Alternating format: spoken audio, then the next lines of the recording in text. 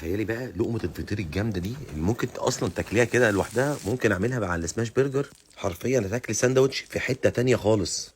على فكره من احلى السندوتشات حرفيا اللي انا اكلتها. تعالوا نعمل عندنا الفطير: نص كيلو من الدقيق، شويه ملح وشويه سكر، معلقه صغيره بس من الخميره، وبحط الميه وبعجن.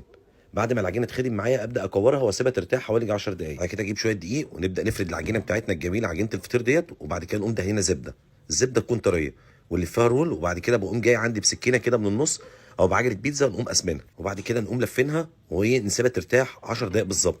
طاسه على النار فيها زبده، نبدا نبطط عندنا الفطير بتاعنا الجميل ده ونحطه عندنا على طاسه تكون درجه حراره متوسطه لحد ما ياخد اللون الذهبي. واتفرجي على الجمال من ورا عامل ازاي. 5 دقايق على كل وش وكده بقت تمام التمام. تعالوا نحضر عندنا بقى البرجر بقى. وهنا بقى جبت قطع اللحمه، وهنستخدم عندنا مفرمه، ولازم تكون عندنا مفرمه قويه جدا زي مفرمه اللحمه من سوكاني، وبتيجي ب3 وشوش، والاسلحه بتاعتها كلها ستانلستين، فبالتالي الحاجه بتبقى قويه جدا والموتور بتاعها قوي 3600 واط، وكمان شاشه ديجيتال، وتقدري تتحكمي في السرعات لان فيها 3 سرعات وفيها راجع كمان. واتفاجئت جدا بسعرها وعاملين عليها خصم جامد جدا. جبنا اللحمه المكعبات، ويا سلام لو بقطعيه السن عشان بتبقى فيها نسبه من الدهون وبتبقى حلوه جدا. بعد كده ركبت الوش الواسع يا جماعه، وبدات ان انا افرم.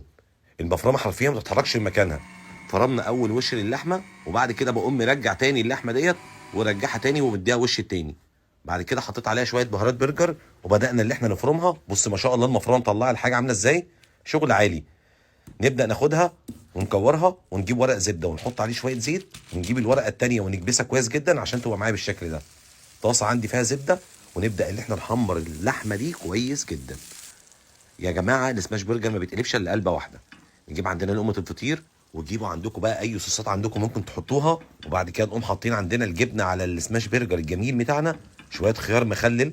وبعد كده نقوم حاطين عندنا خس، بصل وطماطم، شغل عالي. وناخد عندنا البرجر ده ونقوم حاطين عندنا لقمه الفطير وناكل بالهنا والشفا. التانيه دي احط عليها 2، واقوم حاطط عليها لقمه الفطير واتفرجي على الجمال. بجد انتوا لازم تجربوه، شغل فاخر من الاخر. عايز اقول لكم مفرمه سكاني كمان بتيجي معاها مكبس للسجق، كمان القطعه اللي ممكن تعملي بيها احلى كبيبه شامي.